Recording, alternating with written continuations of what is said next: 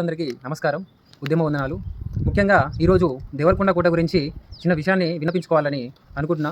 ఎందుకంటే చాలా బాధతో చెప్పాల్సిన విషయం ఇది.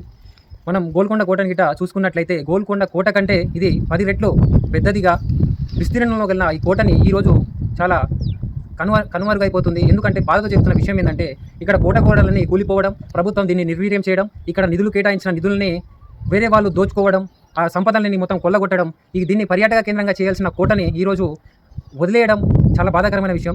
అదేవిధంగా చూసుకున్నట్టయితే కోట గోడలు ఏడికాడికి పెచ్చులై కింద పడిపోతున్నాయి, చెట్లు పెరిగిపోతున్నాయి. ఈ సంపదని మనం కాపాడుకోకపోతే మన నెక్స్ట్ తరాలకి దీన్ని అందించలేకపోతాం. ఒకసారి మీరు ఆలోచించుకున్నట్టయితే ఔరంగాబాద్ కోట అనేది ఉంటుంది, దానికి ఏం ఉండదు, అక్కడ ఎలాంటి ఆ సౌకర్యాలు కూడా ఉండదు. కానీ దాన్ని ఒక అభివృద్ధి పదంగా చేశారు. ఎందుకంటే అక్కడ ఉన్న ప్రభుత్వం కావచ్చు, అక్కడ ఉన్న వ్యవస్థ కావచ్చు, దాన్ని ఒక పర్యాటక కేంద్రంగా చేసి ఆ సంపదని కాపాడుకుంటున్నాయి. అదేవిధంగా ఇంత పెద్ద కోటను 7 కొండలతో నిర్మించిన ఈ కోటను ఈ విధంగా వదిలేయడం అనేది చాలా బాధాకరమైన విషయం. పద్మనాయకులు, రేచర్లు, విలుమలు పాలించిన కోటలు 13, 16 శతాబ్దం నుంచి ఈ కోటను అంగరంగ వైభవంగా రాజులు పరిపాలించారు. ఈడ నుంచే ప్రభుత్వాలు వెలిసిన, ఈ నుంచే రాజధానిగా చేసుకుని అనేక మంది రాజులు పరిపాలించిన ఈ కోట ఘన చరిత్రని ఈరోజు కనుమరుగు అయిపోవడం నాకు చాలా బాధ కలిగిస్తుంది. నేను ఒక ఉస్మానియా యూనివర్సిటీ బిడ్డగా చెప్తున్నది ఏంటంటే, ఇంత అభివృద్ధి చెందుతున్న ఈ దేవరకొండని కావచ్చు, ఈ కోట గోడలను కావచ్చు, మీరు చూసుకున్నట్లయితే ఈ అద్దాల మేడలు కావచ్చు, ఈరోజు అద్దాల మేడలు కాదండి, మన నిధులను, మన సంపదని, మన పూర్వీకులు సంపాదించిన ఈ కోటలని మనం సంరక్షించుకోవాలి. పూర్ణకుంభం అనేది ఇక్కడి నుంచే కనుక్కోవడం మన గర్వకారణమైన విషయం. గత ప్రభుత్వం చేసిన తప్పుదోవలను ఈ ప్రభుత్వం కూడా చేయకుండా ఇదే నిధులను ఒక 5-6 కోట్లు కేటాయించి దీన్ని అభివృద్ధి చేయాలి. ఇక్కడ ఉన్న సరస్సులు కావచ్చు,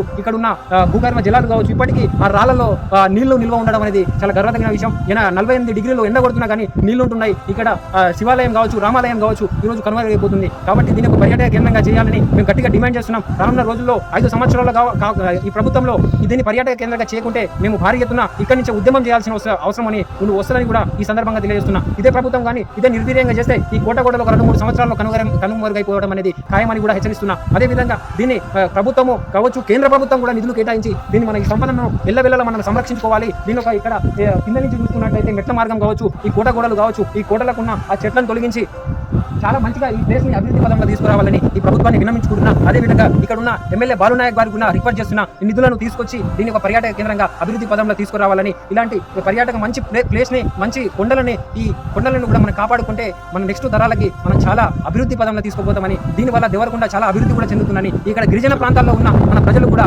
అందరికీ అవగాహన కల్పించడానికి, గిరిజన ప్రాంతంలో ఈ అభివృద్ధి చెందిందంటే, ఒక పర్యాటక కేంద్రంగా జరిగిందంటే ఇక్కడ ఉన్న వాళ్ళకి ఆర్థికంగా కావచ్చు, ఉద్యోగ అవకాశాలు కావచ్చు, మరిన్ని అవకాశాలు పెరిగే అవకాశాలు కూడా ఉన్నాయి. కాబట్టి దీన్ని ఒకసారి ప్రభుత్వం దృష్టిలో పెట్టుకుని దీన్ని పర్యాటక కేంద్రంగా తీర్చిదిద్ది ఇంకా అభివృద్ధి కూడా చేయాలని మేము డిమాండ్ చేస్తున్నాం.